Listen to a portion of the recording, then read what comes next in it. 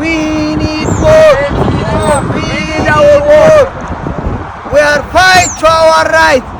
We need more. No more give up. No more give up. We need more. We need more. All nation, we need more. All nation, nationwide, we need more. We need more. We need more.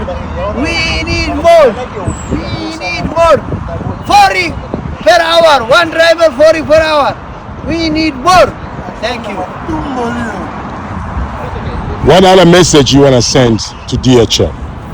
To DHL or to DHL employers? No, not to the. Okay, to DHL and to DHL employee. To DHL, come to be our agreement will be make fair to both of us, which is as a family, as one. Let's come to be in the fair negotiation. To a team member also, be strong. Don't be worried. God gonna be taken care of. Thank you.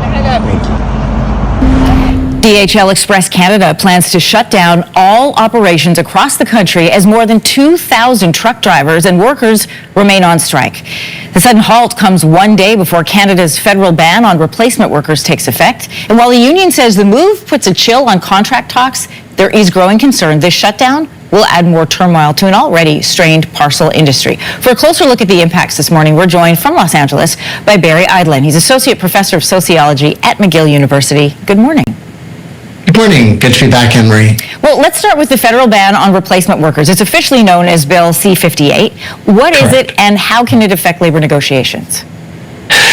So Bill C-58 is a law that was adopted by unanimous consent of Parliament. So every single party voted for this.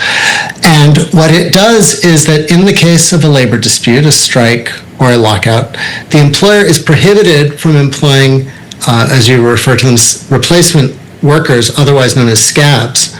And these are workers brought in from the outside or enticed from within the workforce to essentially break the strike by continuing to work through the strike. And the reason for this legislation is we need to go back to the purpose of a strike and the purpose of collective bargaining. Because in order for collective bargaining to work, there needs to be a level playing field to the extent possible. Employers have many levers at their disposal to exert power over their workers, to coerce them into agreeing to things. Workers have essentially one lever backing them up, which is the power to withhold their labor or to go on strike. So anything that undermines that tool creates an unlevel playing field and undermines the ability to reach an agreement. And this has been the history of strikes that has led the government, which is why it had such unanimous consent, because people understood, even those who aren't necessarily the most pro-labor, the importance of having that level playing field for a healthy collective bargaining regime. Right. In order for fair negotiations to take place, there has to be, as you point out, leverage on both sides. In this case of DHL, the company is shutting down all operations a day before this ban kicks in. In theory, the ban is meant to force parties back to the bargaining table in order to come up with a negotiation from both sides. But in practice, what does it do instead? Well, in the ban on replacement workers, you mean? Yes, the fact that this is happening, yes, and DHL is shutting down the day before this kicks in. Yes. So it seems to me that this is sort of a play by DHL to essentially blame the labor dispute on legislation rather than on its own choices at the bargaining table. We need to remember here that there is an option available to DHL management, which is to actually come to the table and reach an agreement. And I think there's some convenient timing here where the legislation is coming into effect tomorrow, which gives them something to point to that says, oh, well, this is going to prevent us from offering service to our clients, when the reality is that they could reach an agreement with their workers that allows them to continue operations. Canada's parcel industry is already dealing with this backlog because of the Canada Post strike, and DHL was a third party that is sometimes used by Canada Post. They have more than 50,000 customers. You know, some of the biggest online ordering companies that you order from, like Lululemon and Shein. So without replacement workers, how is this going to affect businesses that rely on these deliveries and ultimately customers? Yeah, so it is disruptive to customers who rely on DHL, just like Canada Post was disruptive to those who rely on the Postal Service. And that is the point of a strike. The strike is supposed to be disruptive, and that is what provides the leverage that is supposed to compel the employer back to the bargaining table. In this case, DHL seems to have thought that they can exert leverage over their workers by locking them out, which is what precipitated the dispute. Was that there was a breakdown in negotiations and the employer locked out their workers. So to the extent that there is disruption happening at this point, the responsibility lies on management side because this is a lockout. And so the solution here is to lift the lockout and actually come back to the table and negotiate an agreement with the workers. Barry, this is why we appreciate you having you on the show, because you take apart the statements and tell us what's actually going on underneath the publications. I want to bring in FETCO, which is the Association for Federally Regulated Employers. So that's the association that works on behalf of the companies, has asked the federal government to reconsider this law. And in a submission to the Senate Standing Committee on Social Affairs, Science, and Technology, this is what they had to say. It will exacerbate work stoppage activity through the Canadian economy by providing an incentive to strike rather than rely on collective bargaining. Spartans! What is your profession? Let's go!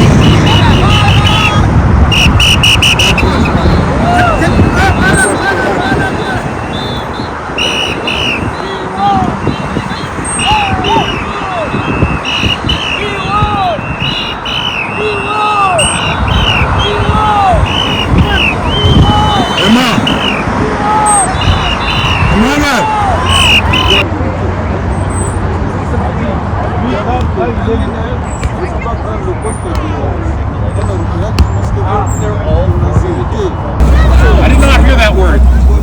Really? You have that? Drop it on the ground. I tried. I have Sergio, I'm just gonna steal in here. Thank you.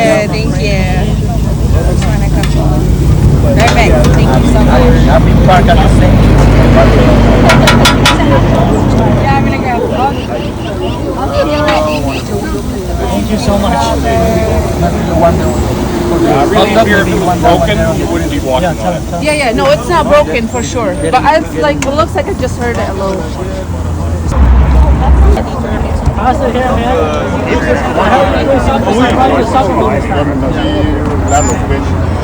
Better pass it. Come on, better pass it. No, better pass. Oh, il faut envoyer mon assurance. Papa, il y a peu de temps.